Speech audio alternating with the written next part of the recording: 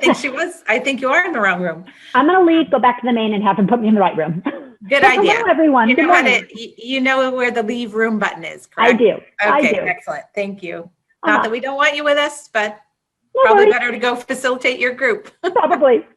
And good morning to all of you. Thank you for joining us today. Good morning. Amy, am I in the wrong room? No. I'm sorry, who asked that? Anna Marie. Anna Marie, no, you're not in the wrong room. You can stay with us all morning long.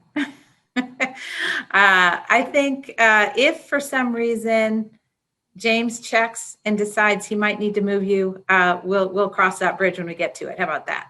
Again, good morning to all of you. And so good to see you.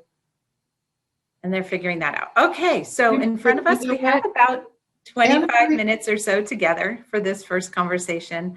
And Phyllis, just interrupt you for a sec. Sure. I think Anna Marie, you are correct. You're supposed to be in group 3. Should we do anything about that, or do you want me to leave? If you want to stay with us, Anna Marie, you can. Or if you would prefer to go to group 3, if you button, it will take you. It's a little blue button down in the lower right-hand corner of your screen. If you click that, it'll take you back into the main room, and you can ask James to put you in room 3, or you are welcome to stay with us.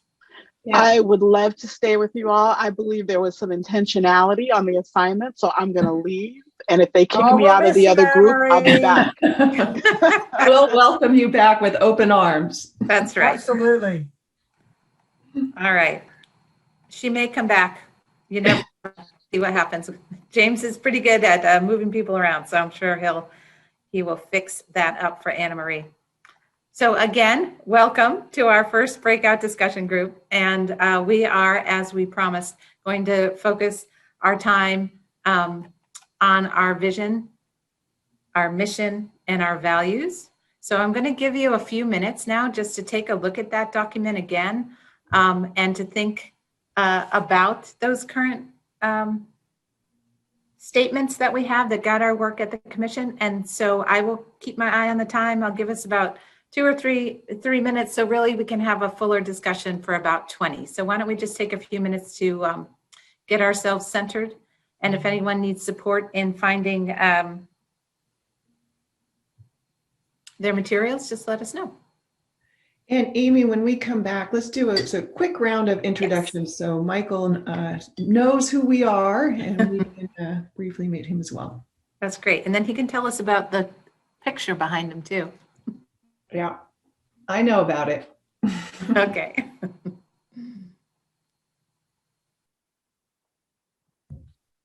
I don't know what we're supposed to be doing. Are we just sitting to wait? No. I would like you to find your item and just take another peek at, this is my other item, but just to look at the strategic item. Okay. Can't see it when I show it to you because I have my background screen on, but just to take a peek, Catherine. I'll go look for it now. I only have a laptop today, so. Oh, okay. I'm sorry. Yes. Bye. I'll see you in a little bit. Okay, just a couple minutes. Is that item 2A? Yes. And Mary, Sandy had just gone over these slides as well.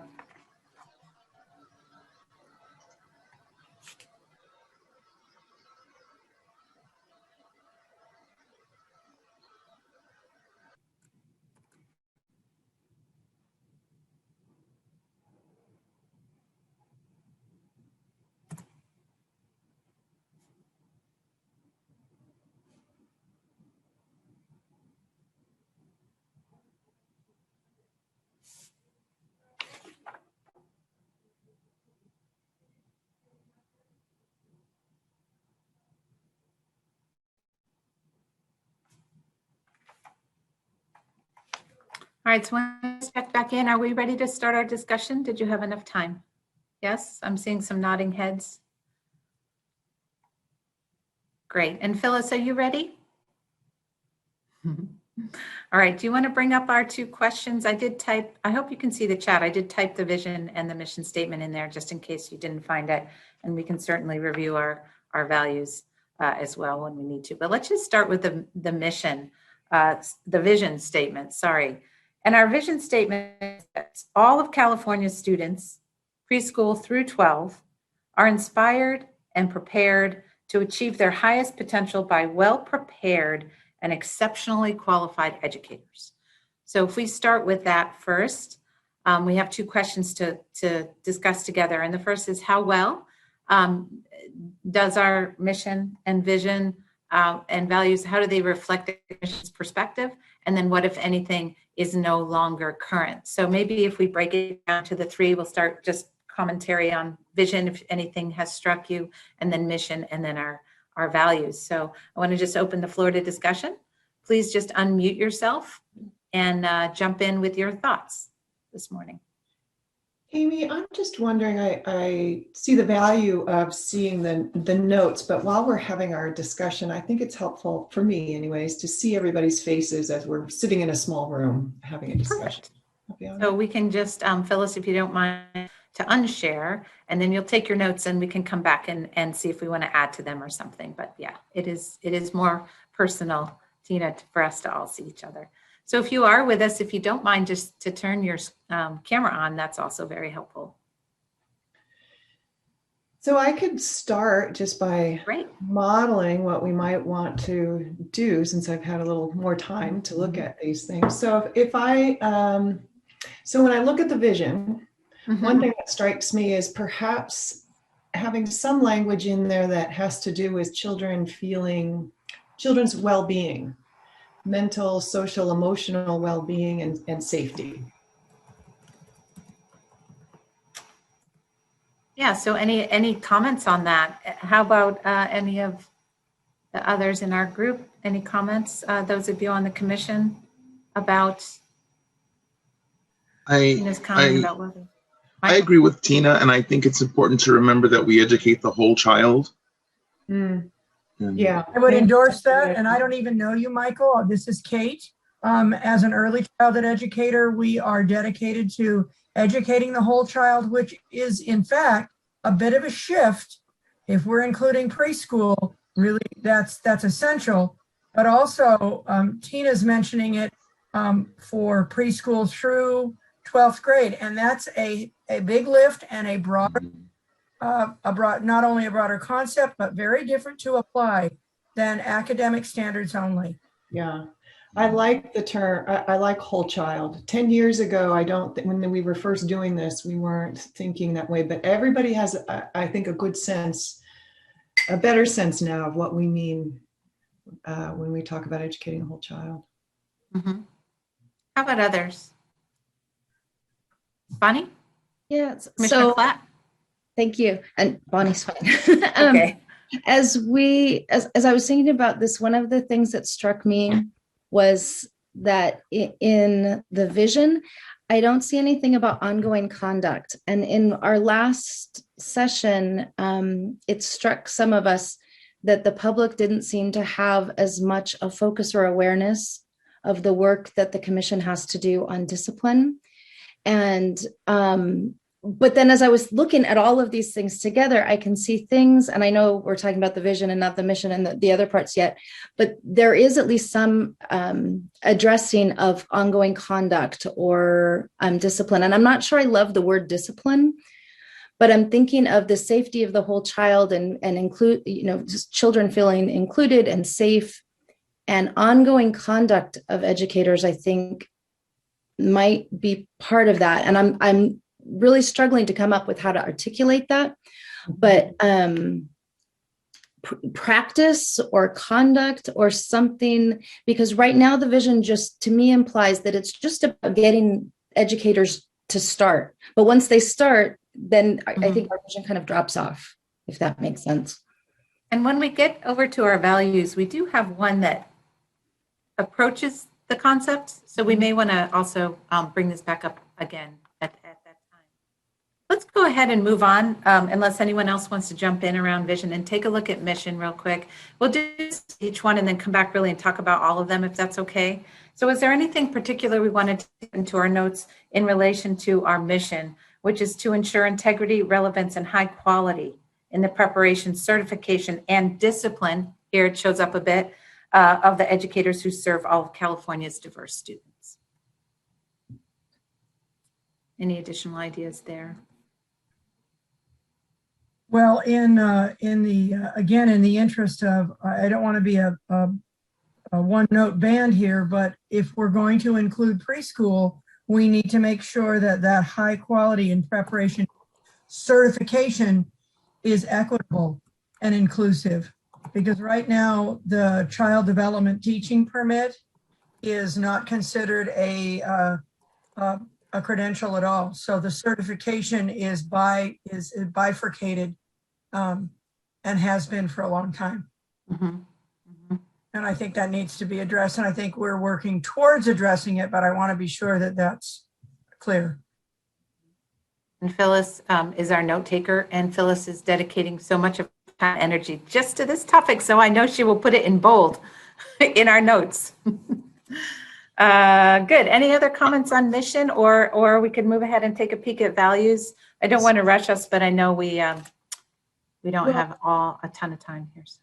I could chime in. So looking to between and thinking about what Bonnie was just saying too, the vision seems focused on students, and it's from the perspective of students. That's our vision ultimately. Mm-hmm. The mission is focused on educators and our mission for the preparation, certification, and professional monitoring, conduct, discipline, however we want to call it. But discipline, maybe we want to also think if there's another word that's a little bit more attuned to professional conduct of professionals.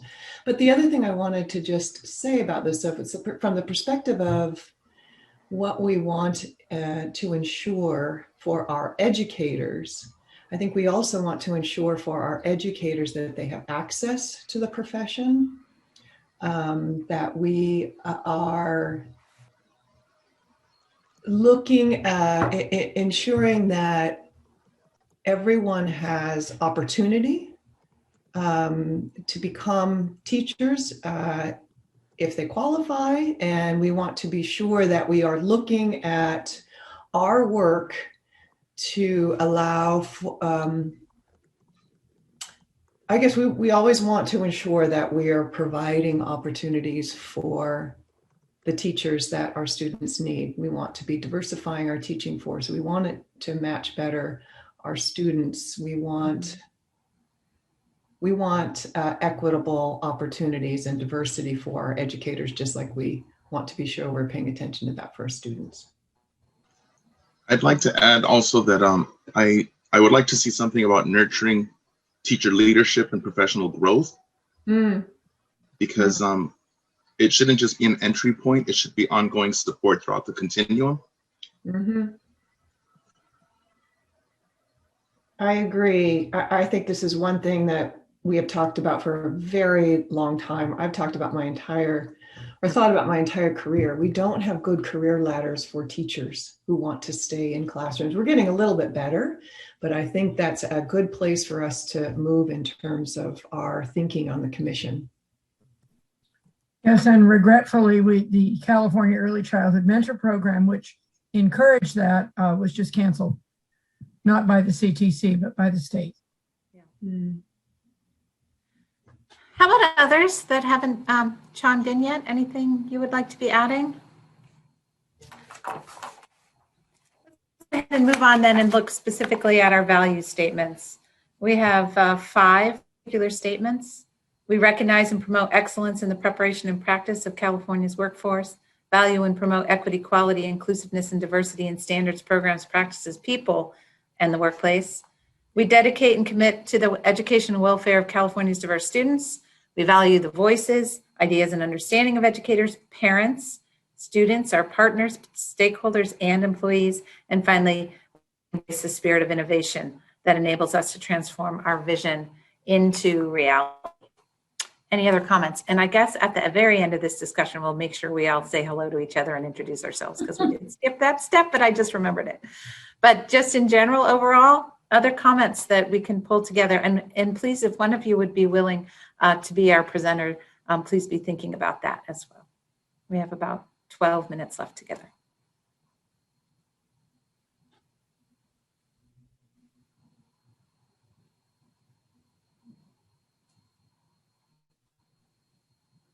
So I want to just remind us, because it's a while to grasp as well, that values is kind of a lofty term, and I want to be sure that we're understanding how we're using this. From what Mary and I have talked about, and what Mary has told me about her practice with the commission, is she really, and other staff in the commission, they look to these, as she said, these are the guidance to ensure that a lot of elements of our work, the policies that we set, the processes that we engage in to bring stakeholders in, whatever they are, we can look at these values and say, are we ensuring that what we're doing is promoting equity, quality, inclusiveness, et cetera? So that's the purpose of them. There are lens. They could be, as a lot of organizations are now doing, they could be our rubric for guiding our work. So just if we think of it that way, are there things that we want are missing?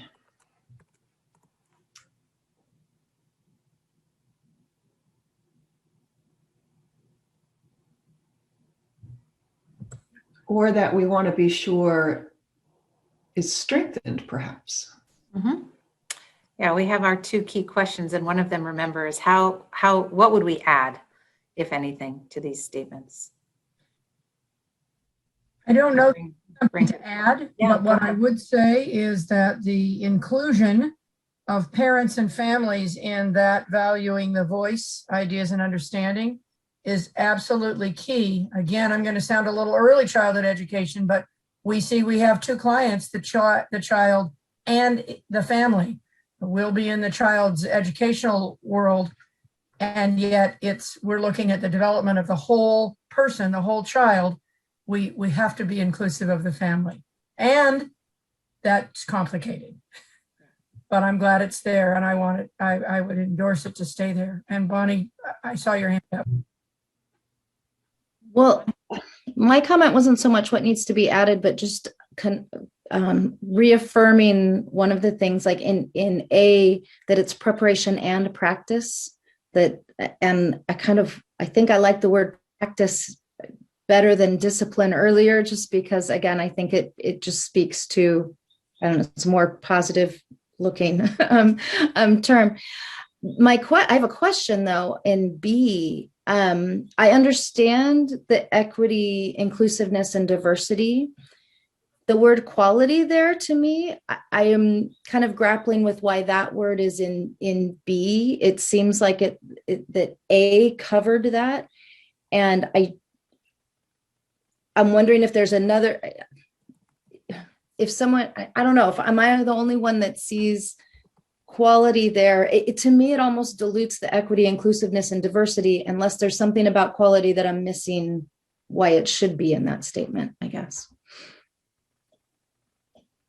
That's a good point, Bonnie. I hadn't thought of it like that. Well, we can capture that in our notes as well.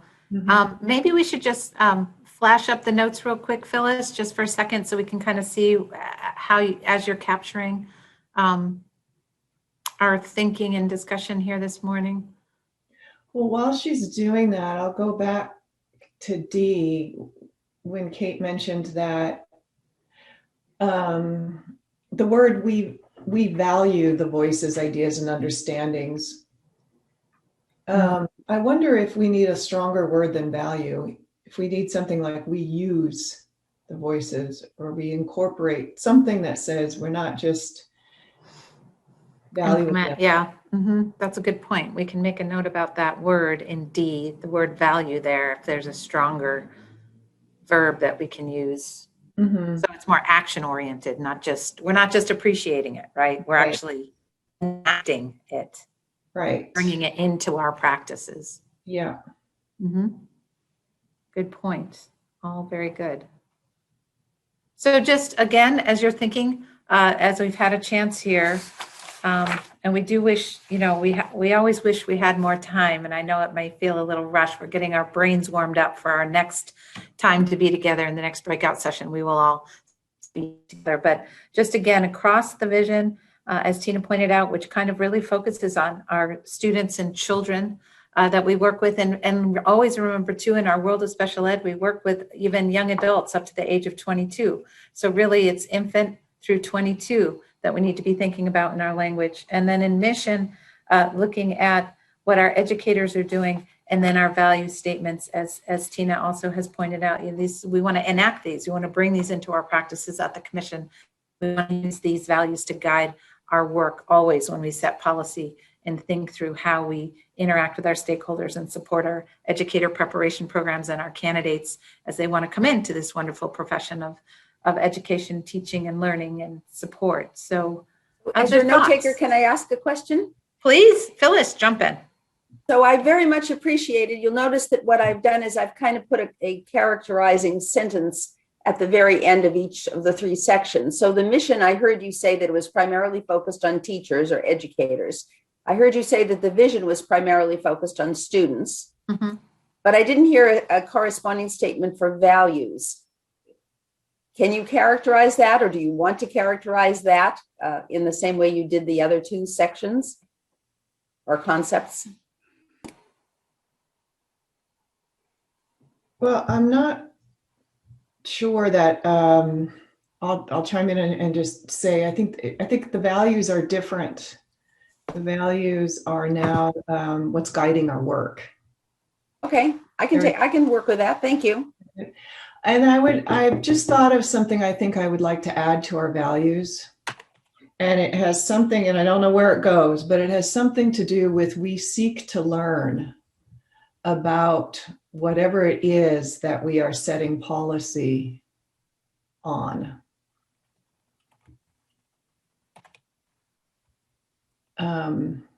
That's great, Tina. That reminds me of this piece about refocusing that the voice, ideas, and understandings, that we're really looking to learn from all of these different entities. I kind of see the values as our heart, the mission as our stance or body, and the vision as our I'm kind of a visual person that way. And I think that's really important to include about how we inquire, we seek to learn. I couldn't say it any better than she said it. I might even go further and say, in particular, where we are now versus 10 years ago, we have a great deal more data at our disposal to help us make decisions. And I do think that one of our values needs to be about seeking evidence and data in support of the decisions and work, the decisions we make and the work that we do. Oh, and the data geek just jumped into our small group as I said that. You couldn't be talking about me. No, of course. We were. Your ears must have been burning. I heart data, Sandy. okay? That's my button. I heart data. We're going to get you a button to wear. Okay. Okay. I had a question about Sure, Michael, just go using ahead. the word learn. Yeah, it seems to me that just seeking to learn is not quite enough. I just have a feeling like it needs to incorporate, once you've learned something, you have to implement or put into action. I agree, Michael. If you look at Commissioner Delatorre, if you look at the second sentence here, I did try to capture that thought as we're not just looking to learn from our stakeholders and others, but then I added and then apply this learning to our values. Does that capture the idea that you were trying to add? Thank you. Yes, I wasn't reading as I was Great. thinking, but there it is. You read my mind. Thank you. Thank you. And I would say, Phyllis, it's not just learning from our stakeholders and others. It's learning from research. It's learning from evidence. It's learning from data. Our performance assessments. Our performance assessments. And I can see a quick flashing message from our producer, James. We have 3 minutes left. So last thoughts, and if one of you would be so kind as to agree to present the highlights, you will have these notes to speak from. And we are group 1, so we will be going first. Is there someone who's feeling brave this morning who would like to present for the group? I would like to propose it's not me. You all hear enough of my voice in these meetings. So somebody else, please volunteer.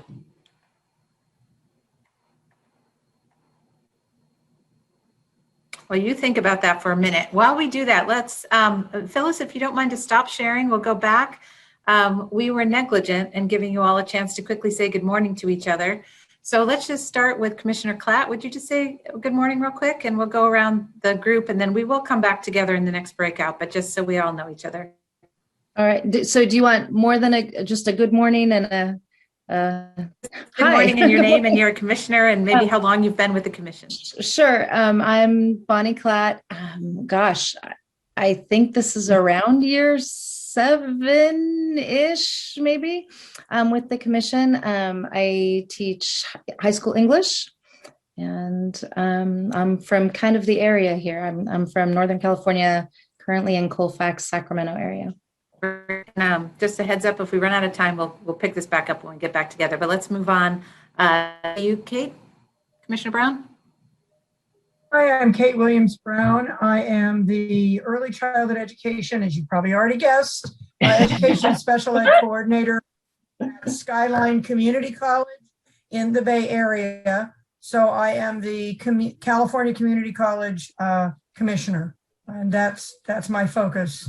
Yeah, and I think I've been here for 5 years. And that was a new position that Jerry Brown had from the community college. Outstanding. And then Commissioner Cooney. Thank you, Michael Cooney, public member of the commission since 2011. So it'll be 10 years in June. I have learned more, I think, than all of my colleagues during these years about the education system, about the education of educators, and I'm fascinated by the discussion this morning, as along with everything else. Thank you. And Commissioner De La Torre. Yes, good morning. I'm Michael De La Torre. I'm a teacher here in Los Angeles Unified School District. This is Topa Topa. He's our success story for the zoo. I also volunteer at the zoo. I'm a docent, and I do education programs at the zoo. So that's part of my work there for conservation purposes. I work with the support network, which helps teachers get board certified. And I've worked in SRLDP, so early education, preschool through high school. But my heart is really, I just think that preschool work goes throughout all grades. So it applies to all children because all children need to be nurtured and loved and cared for. And this is my very first meeting. So. And we're very excited to have you with us. So far, to know you're a docent at the zoo. Amy, I would love for staff to also say hello. Okay, I'm going to start with my colleague, Dr. Zoltan Sarda. Hi, everybody. I am fairly new to the commission as well. I started in November, and I am a consultant with performance assessment, focusing on the Gen Ed Cal TPA. And also a kindergarten teacher for many, many, many years. Yeah, so that discussion of early childhood, also coach in years past, coaching high school teachers and bringing that kindergarten experience up to their perceptions. Highly relevant. And Dr. Jacobson. Good morning, everyone. I'm Phyllis Jacobson. I'm an administrator in the Professional Services Division. I've been with the commission since 1998. And my current assignment, which I'm absolutely delighted with, is I'm focusing in the area of early childhood education, as if you couldn't guess. That's our group this morning. It's exciting. We all ended up in the same room together. And Gay Roby is with us. My dear colleague, Gay, would you like to introduce yourself? Hi, very nice to be here. My name is Gay Roby. I am a consultant in the Professional Services Division and have been there for 12 years already. And I'm currently on loan to performance assessment. For more than 10 years, I taught 8th grade, which is a lot like teaching preschool. If you haven't had a chance to work with me yet, my name is Amy Rising, and I am currently the acting interim Chief Deputy Director for the Commission on Teacher Credentialing, and I will turn it to Mary. I'm Mary Sandy. I'm the Executive Director, and I'm anxious because I'm not sure who's reporting out for this group. I was just going to say, can I pick someone?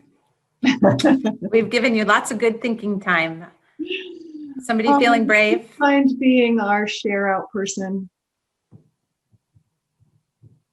Don't be shy. Can you hear me? Commissioner Bonnie? Platt, lovely. Yeah, would you mind being our person, our spokesperson? Thank you. I will. And yeah. then we'll get to talk together again, and a different person will be our next spokesperson. So be Yes. thinking about it. Everybody will get an opportunity. And then I do also want to pause and welcome the public that has joined us this morning. Thank you so much for being with us. We appreciate you taking your time to be with us this morning. Thank you. And you will have an opportunity at the end of the session to chime in with your voices. Can make sure we are all in the right room. We should be in the same room. Looks like we are all here. So welcome back. And thank you, Commissioner Clapp, for sharing out. You did a wonderful job. All right, so we now have the opportunity to take a look at a few more documents together. There are 3 particular documents that I just reviewed quickly. Do let us know if you need help finding them. But we will take this first, let's say we won't take a full 15 minutes, but we'll take about 12 or so, and I'll check in with you to see if you're ready. But we're gonna go ahead and have some sort of SSR time here, some sustained silent reading for you to check in and remind yourself of what is part of the documents that we put in front of you from the commission item, and then the priorities and your work from December, to just refresh your minds. And for those of you who are joining us for the first time, Commissioner Delatorre, this will help catch you up a little as well. So let's go ahead and you can just, if you want, turn your camera off and your sound off and just find those documents and take a peek, and then we will come back together. I'll call us back together. It's 10:27. So certainly around 10:48 or so, I'll check in, see how we're doing. We'll come back and have our discussion together. I think you meant Amy, is this item 2A on today's agenda? Yes. Something called 2B? I'm confused. Okay. So this morning there was a document sent. That's the 2B. Okay. So you may have to go back into your email and just find that document and open it. It's not here. It's only 2A, but I don't want to take up the group's time. Well, we'll make sure we get it to you. So we want to be looking at It agenda. is labeled 2A, Amy. It's labeled revised 2A agenda insert. Thank you. Got it. Thank you. Okay. And then the 2021 initiatives and milestones. You all have access to that? That's that insert, the revised 2A insert. Okay. So it should be in your SharePoint or on the public commission agenda. Yeah. Either place you can take a look. And for the strategic plan itself, you need to go back to the item, not the insert. That's where the strategic plan is. Maybe, could I show my screen for a second? Of course. All right. So here I have both. This is our original item. And on what we want to focus on now is this part, the multi-year goals, as we move down. As we think about what we want to revise and add to those goals, we have the agenda insert, which is this one. And if this includes both the initiatives and milestones that Mary talked to us about last meeting, and also if we scroll down, this is where we have a summary of the comments and things that we made back in December. And those are organized by each of those goal areas, area 1, area 2, area 3, which corresponds with these goal areas in our agenda item. Yes, thank you. So hopefully that helps you find what you need. But if you can't, just put a note in the chat and we will come back around and help you out. All right, so it's 10:30, and yes, Mary, I probably did my time wrong. So at about 10:45, we'll come back together and continue our discussion. And if you do need a break, please feel free to just step away. And as James said, please don't go out of Zoom. Just turn your camera and your mute off. But we'll know you're coming back.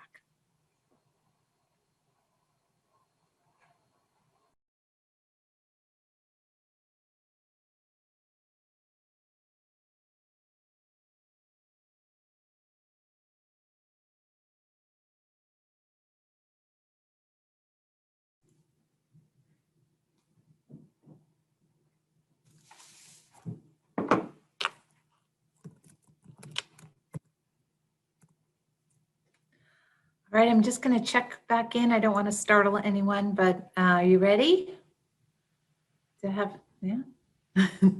Thumbs up if you're ready. I can see that. All right. Well, let's go ahead and open the floor for discussion. Again, we have a couple of guiding questions. It's more about what's not here yet. What should we add? So who would like to begin our discussion of initiatives and milestones and our goals? And Sultan is going to take some notes for us as we go, but we'll be able to see each other as we're talking together. So if anyone, just wants to pick up on where we left off in the last conversation or add now that we have a little bit more material in front of us, any thoughts coming to mind? We might also want to give maybe Dr. Sloan a minute to come back with us as well. There she is. So Sorry, I could hear you. Okay. That's all right. That's all right. We didn't want you to miss anything. It's a very important discussion. So anyone want to jump in? Yeah. I'll start. I'll jump in because I'm kind of a jump in kind of a person. Well, we love that about you. What I notice is that from reading item 2A and the revised is that there's all kinds of goals about each of the, all kinds of action items on each. But the only place that early childhood education is mentioned is at the very top under strategic plan goal operational effectiveness. And then when all 4 of the goals have lots of things in them, early childhood isn't mentioned once. And I think that's a serious left out. Okay. So it's in our it's in the 2021 initiatives and milestones that Dr. Sandy presented at the last meeting, front and center. And we know we have quite a bit of work ahead of us and we're funded, thank goodness, to do this work. So was there anywhere though in particular, Kate, that you would recommend it get put under, like the first goal, educator quality or program quality? Did you have a particular, you just want to make a note, it should be spread throughout? I don't want to spontaneously start trying to put things in without serious consideration. Sure. But I do think that since we have as our mission that we are looking at all students preschool and we're looking at all educators, including the credentialing / certification of early childhood, and that we've added the whole child, that it should be part of each goal, and it isn't anywhere that I can see, but maybe I have the wrong document. No, I think you're correct in that, because it is certainly a newer focus and priority for us, given the governor's master plan and the funding that we have received. How about anyone else? I am just thinking about seeing more about flexibility and responsiveness throughout. You would like to see more? Yes. Just because thinking about this past year with the pandemic, that there was a great need for more flexibility and responsiveness. And working in my district, which is quite large, it was slow to act on what needed to be addressed immediately. And so I'd like to see more mechanisms in place to allow for more flexibility and responsiveness in a timely manner.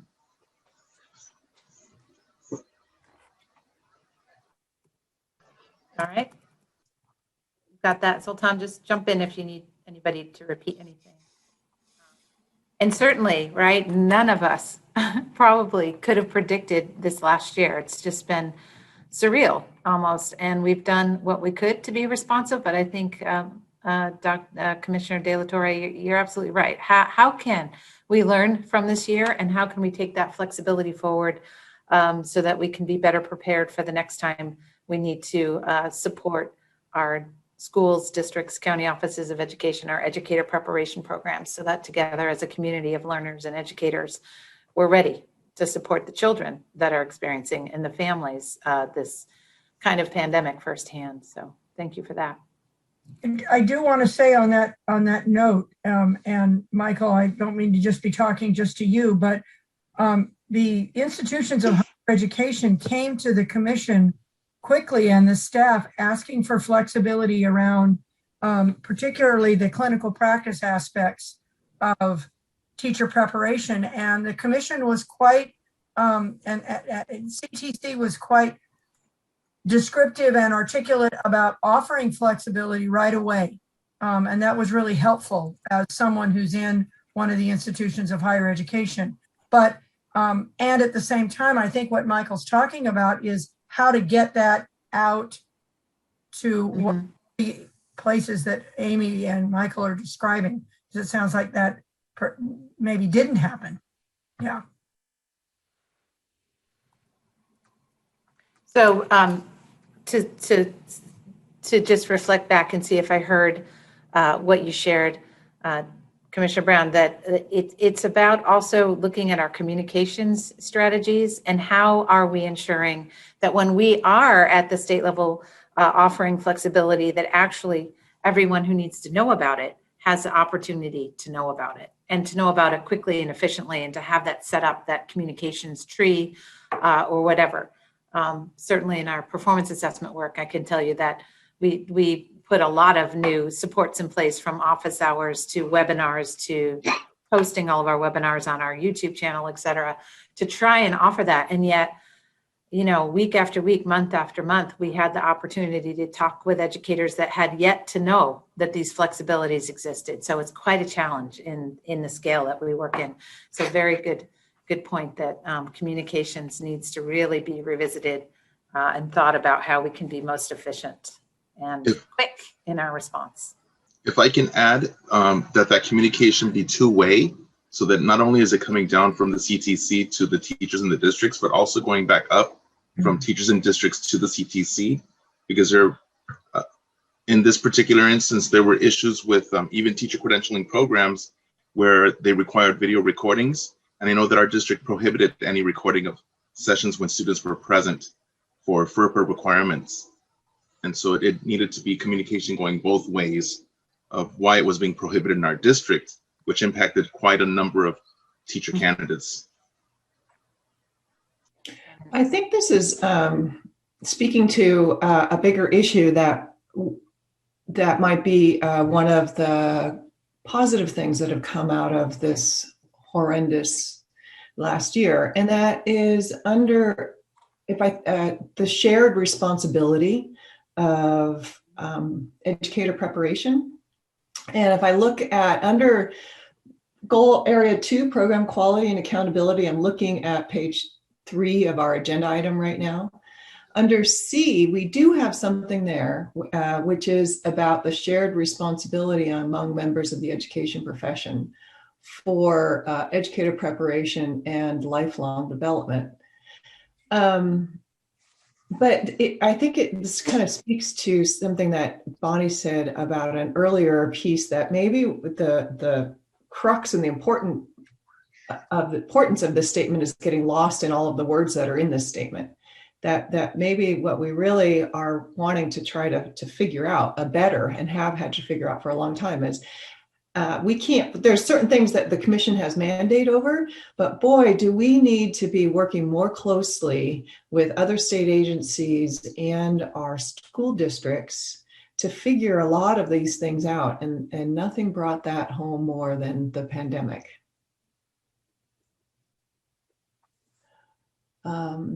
Okay. I also, I always appreciate the way different people work in our small groups. And I'm one of these people that I'm like taking every little detail, and I didn't really get much past goal 1. Some of you who know me will not be surprised. So I'll just say a couple of things about goal 1, educator quality. I was thinking that somewhere we want to get in here the term whole child and wellness when we're talking about expectations for educators. Under B, and I think that would come in A, when we're maintaining expectations for preparation performance that are not only responsive to the needs of students, California's diverse students, but again, whole child and wellness in there. Under B, which has to do with educator assessments and examinations, I think we want something about using and ensuring the uses of assessments for appropriate purposes.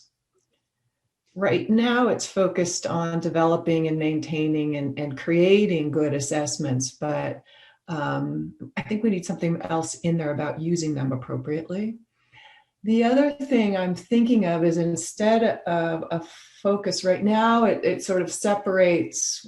We need consistent educator assessments and examinations. I think maybe we want to say assessment system, and look at it as a system, and maybe say that this assessment system includes multiple pathways to demonstrate competence of expectations. Because that is where we have been moving appropriately now, is finding multiple ways for people to demonstrate what they need to. And then the last thing on E, I would just add the word where it says facilitate entry of highly talented individuals, maybe facilitate entry of a diverse pool of highly talented individuals.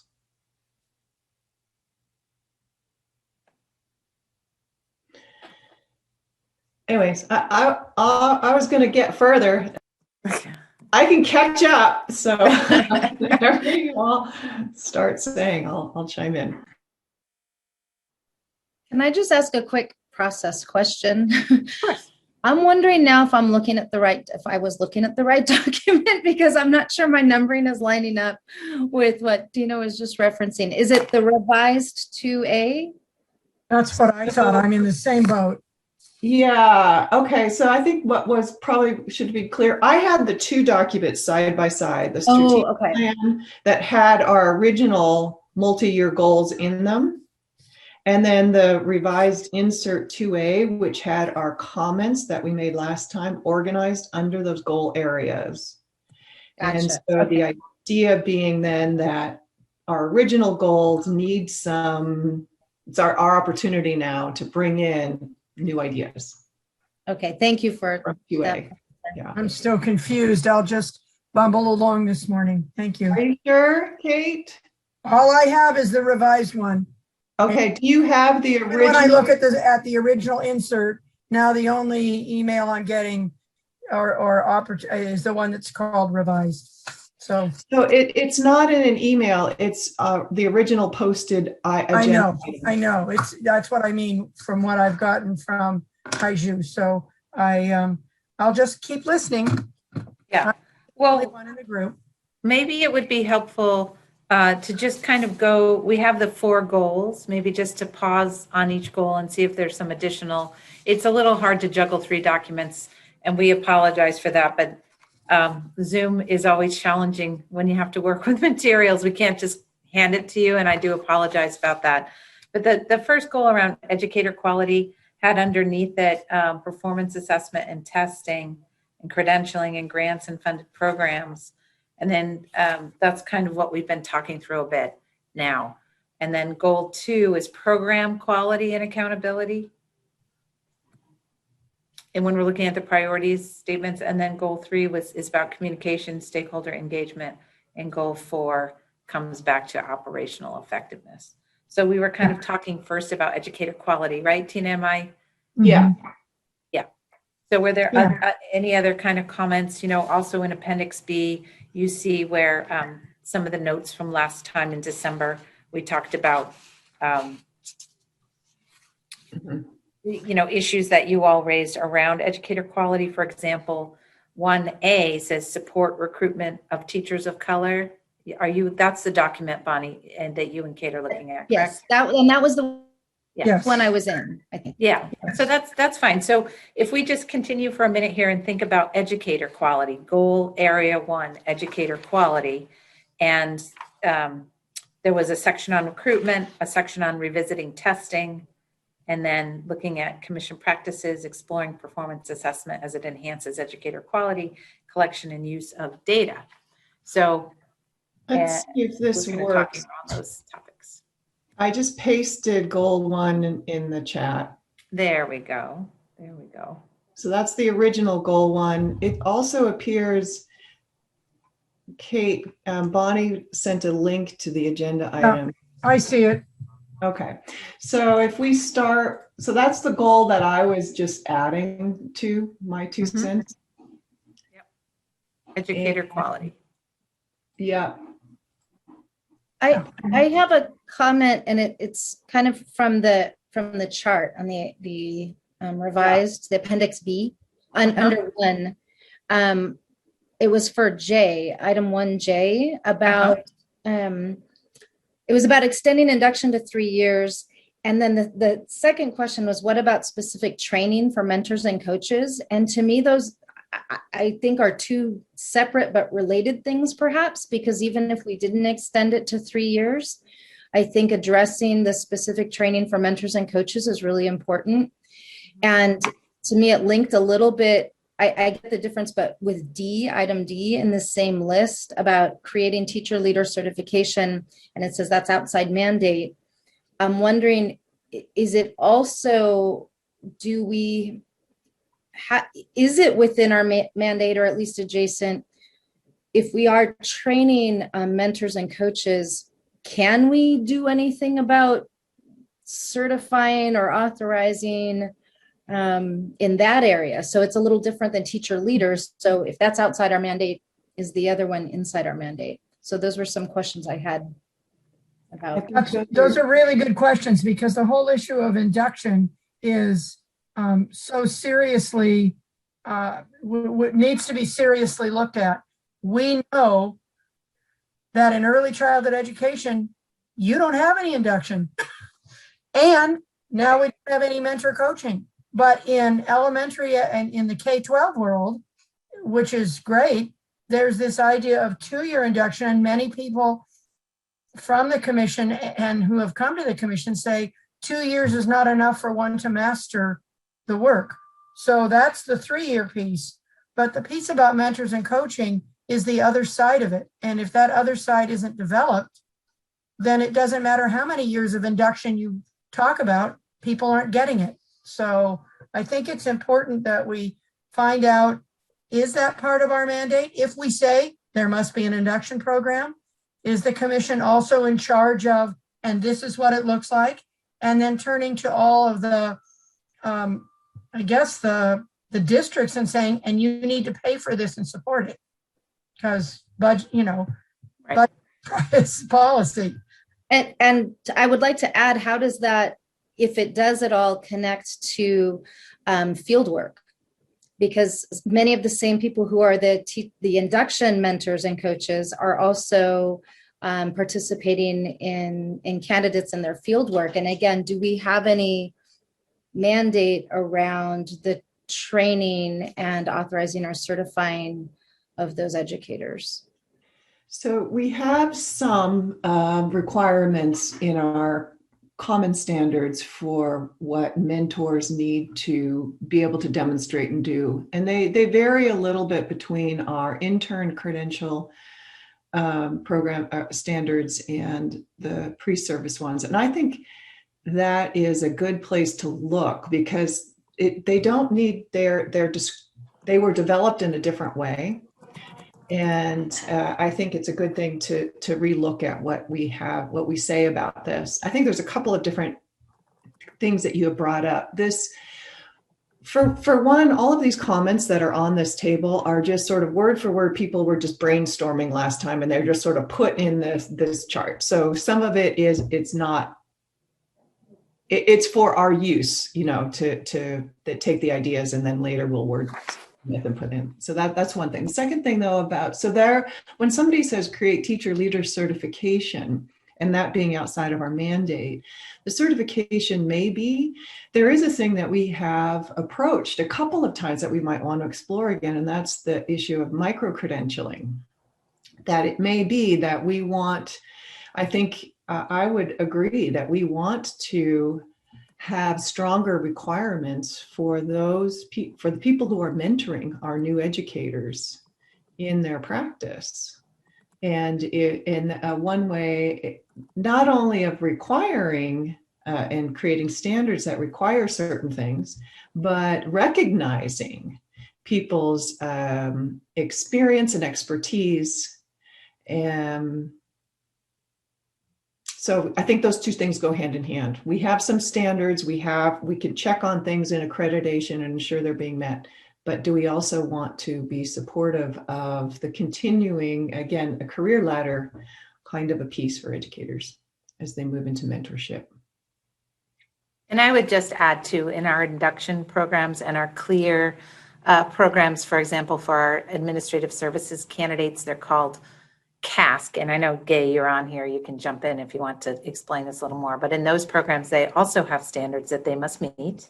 Yeah. And the commission does accredit induction and clear programs. So we have oversight. And that was one of your questions I think you were asking. We have no say about fees.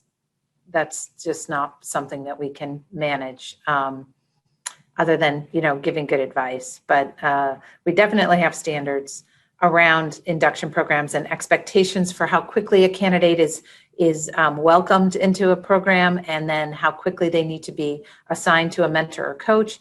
I know there is an expectation of a 10-hour training that was finally put into place, but there was a lot of latitude around what could go into that 10 hours of training. So we've taken baby steps towards providing some structures.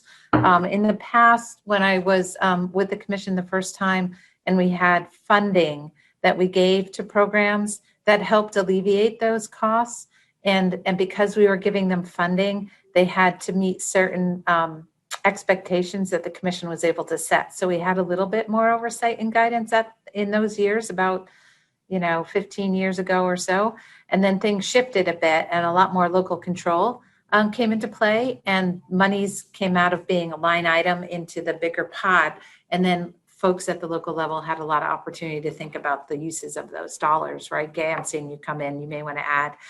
But this is just a thumbnail sketch of the complexity of all that and how it changed a bit over time. But as we, Commissioner De La Torre brought up in our first conversation, this notion of really thinking about the full development and ongoing support of our educators, no matter which education role they're in, is so important in our profession. And often, we don't get, it sort of like gets left behind in the conversation a bit. But Gay, did you want to add some more clarifying discussion? The only piece I wanted to add was to say that the admin program is in its infancy compared to the teacher induction program, which has been around for 25 plus years. Admin was only approved by the commission in 2014 and started in 2016-17. So maybe growth steps would be the next for early childhood. And Tina, Dr. Sloan brought up that the concept of micro-credentialing, or some way to have an opportunity for those teachers who want to step into those leadership roles to have that documentation, which would be helpful. And at this point, that is something that we would need to think about how, structurally or within our mandate. Some states have explored teacher leadership credentials, for example, a step up. We haven't quite made that step in California yet, but good idea to get into our documentation here. How about other? Yes, jump in. I think that may be time for us to look at. We're really thinking about the whole the multitude. Oh gosh, sorry. The multiple areas of an educator's work, across our lifespan. If we want to help maintain people in the profession, other countries do this very well. People don't mentor in Singapore. You don't mentor new teachers into the profession unless you have a certain amount of expertise, have demonstrated that expertise, have gone through professional development around mentoring, which is a very different thing than teaching preschool through 12 students, right? So we could strengthen that work a little bit more, but this is also making me think about a parallel piece. Amy, you described a lot of things that different kinds of standards that have been enacted over the last few years. Some of those have been successful and some of them have not been as successful. And And so the other thing that I think maybe goes under program quality and accountability in some way, shape, or form is, again, listening to the field who's implementing our policies and understanding what isn't working well, what might be having an adverse effect even. Because that 10-hour of training for mentor teachers has been implemented in all sorts of ways. And in some ways, it's been less than helpful to programs and teachers. So anyway, that's another related but different piece. Yeah. So I think about this as sort of, we're trying to get people in and through. So that's primarily the teacher prep programs. And then we're trying to get them out and beyond. In other words, to get them to stay. So both of those things are clearly important, and some clarification on what CTE can and does do. And then what are those agencies? I'm back, I sound like Michael again, I'm back to what are all those agencies that do that work? And some of the things we provide guidance, and some of those things we provide requirements. And CTE never has a guaranteed pot of money that they can start handing out to districts or preparation programs or whatever. So we just need to know our real limits. But it's Bonnie, I think it's what you're talking about in terms of internships. Induction is how do we make sure that the institutions that are doing this induction are well supported and clarified on what that takes. I think individual flexibility is good, but standards and clarity are really helpful too.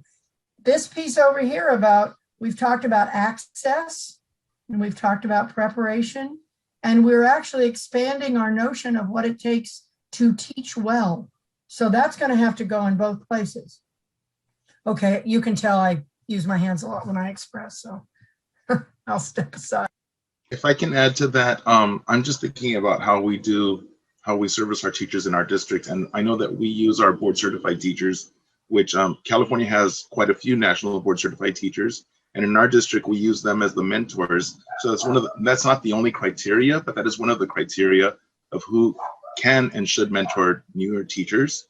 And I think that's appropriate because board certification has been held as a gold standard in education. And it's been working really well in our district. And in addition to just being board certified, that's not enough, of course. We also have a 10-hour training on cognitive coaching for our board certified teachers who are interested in supporting candidates in teacher preparation. So maybe thinking about what are these teacher leader positions that are already in place that we can take advantage of to help us move our vision and our goals. I think that's a good. I'm going to just request one thing.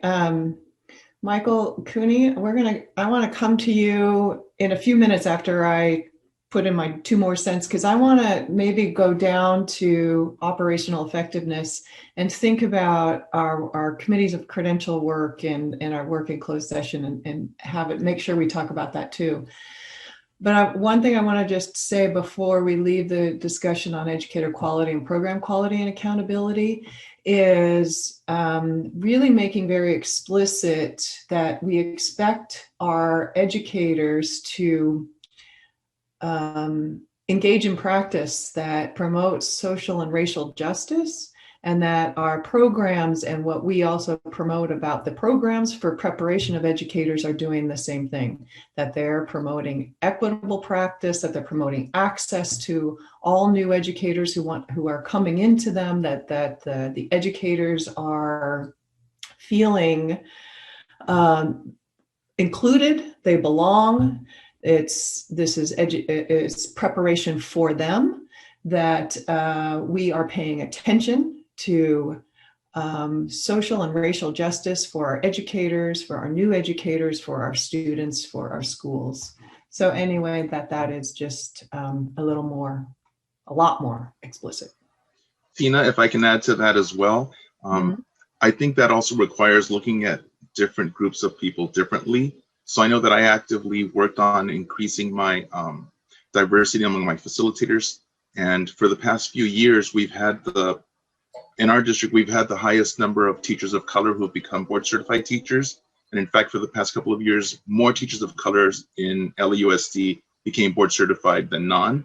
And that's something that I was actively working on towards increasing. So it's not enough to study it and be aware, but what are we doing? What things can we do? So I know that I've had to do very specific things for certain groups because they have different barriers. And so identifying what are those barriers that are preventing, or why are the pathways not the same for each different cultural group or each group of peoples? And then finding ways to build bridges to increase those areas. I know it's kind of nebulous, but it's just, that's been my experience. Yeah, and I think I think that we can jump back up into our values as well to say that I think that's one of the guiding principles for our work is really examining whatever it is that we are doing and ensuring that we're not just valuing social and racial justice, that we are actually conducting practice that ensures racial and social justice for all of the educators who are coming into our work and really understanding what that means and acting on it. It's making me think too about, I don't know, was it 20 years ago now that as a state, we said that being able to teach students who were bilingual or whose first language was not English, we as a state decided that was important and instituted CLAD. And, I'm not sure if it would be if the resources or the will is there to do it.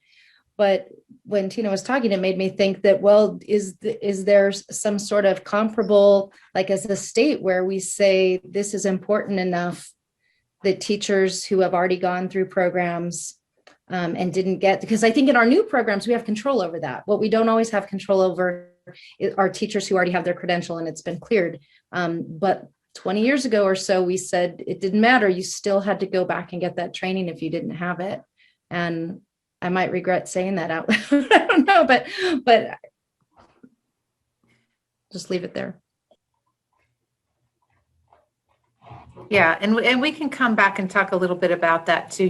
One of the things that I'm just dawning on me that we haven't done maybe is the Jamboard activity that we're supposed to be multitasking and doing, but that may be a good Jamboard comment, which is how are we supporting dual language learners? How, from the preschool toddlers all the way through, what are we doing to celebrate and support the fact that, multiple languages are an asset? And how do we really help bring all of that to bear in our classrooms, whether they're 3 years old, 2 years old, 15 years old. So it's a good and that too, but I guess what I was thinking was more that we created a certification system that said you're qualified as an educator to teach. And I'm wondering if we had a similar thing that wasn't about language, but was about diversity, inclusion, and I see what you're saying. So as its own kind of thing. And again, it seemed like that really moved the bar in a faster way when we did that than just waiting for people eventually to replace older teachers who didn't have that same training, right? We stepped in and said, this is important enough that all teachers have to know this now, right? And so that's kind of what I was thinking of there, but not your idea though. I think is a good idea. I wish I had thought of that too. That wasn't exactly, maybe I wasn't clear. And I know, Tina, you said you wanted to move on, and I do want to hear from Michael. I think that's super important what you were referencing. Can I make it really fast before we get there? Because I think it's, and I know we don't have a lot of time, so I'll try to make it quick. In 11, we have I'm on the first, I'm trying to think what to call it. The initiatives and milestones, number 11 under credentialing. There's a mention of evaluating the statewide assignment accountability system. And I want to link that maybe back to a comment Commissioner De La Torre said earlier about that communication being two ways. And I'm wondering if we already are, or if we can highlight really looking at particularly very small rural districts and charter schools that don't have perhaps the populations. How have they been affected by this? Because I know I've heard things anecdotally, people have come to me about really challenges they've had, especially, and this links to the CTE, which was number 14, I think, about career technical education, and especially in smaller rural districts, smaller, how are they able to find teachers that can do more than one thing and really provide programs to students that they're not hampered by some of the credentialing requirements? So I just wanted to throw that in there really quickly, and we can move on from that. Okay, we can capture that in the notes, Sultan. I'm sort of just capturing a few things in the chat if you're following along, just to help us process. Okay. It's always good to hear and see things so we can remember. Okay, and then I will, I'm done. Am I muted? I've got that. There we go, I'll mute myself. I've got a technical issue with the notes, so I'm adding it to another document, and I'll copy it in a moment. Okay, great. Okay, and then our fourth category that we wanted to make sure that we had a chance to talk about together was around operational effectiveness. What would it, when we have about, just so you know, we have about 5 minutes. So please, one of you, besides Commissioner Klatt, would agree to present some of our highlights from our discussion. Commissioner Cooney, would you like to comment on operational effectiveness, or what thoughts you have around that category of goal 4, operational effectiveness?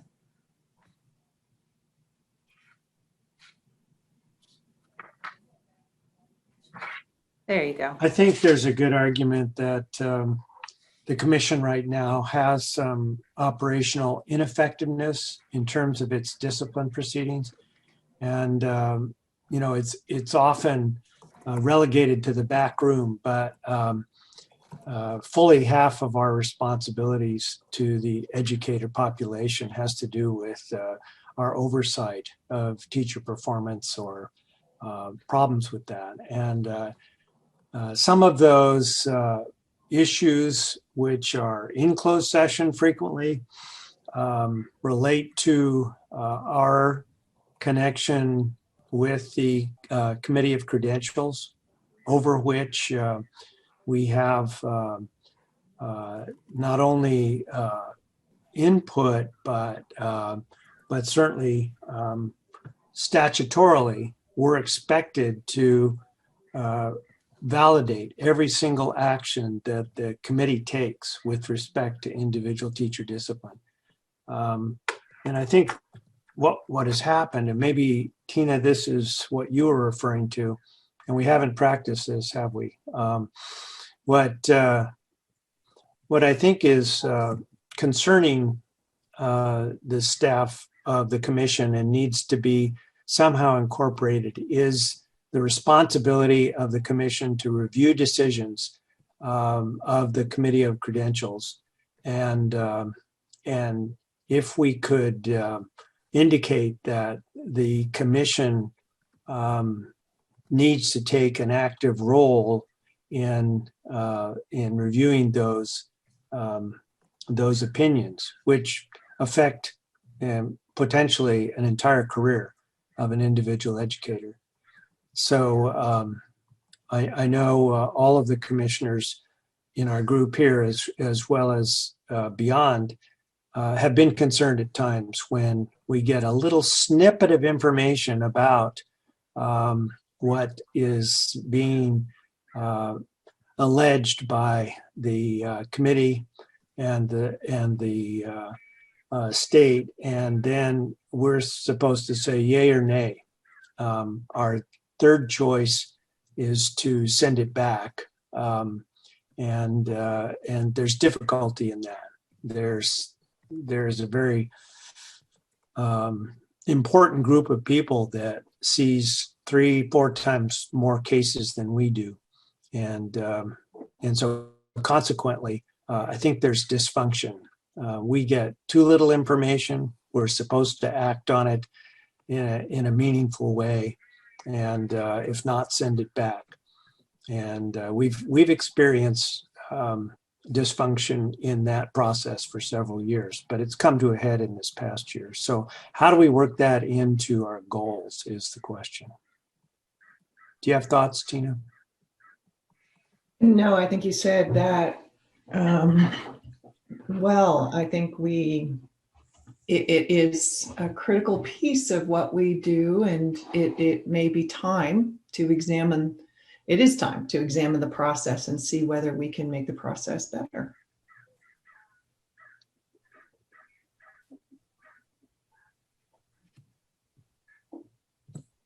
Any other comments in response to Commissioner Cooney's? I guess I would just say, what, specific to that goal under operational effectiveness, it's referred to under D, monitor response times for processing applications, investigating allegations of misconduct, managing accreditation activities, et cetera. But what we're talking about is not just monitoring response times.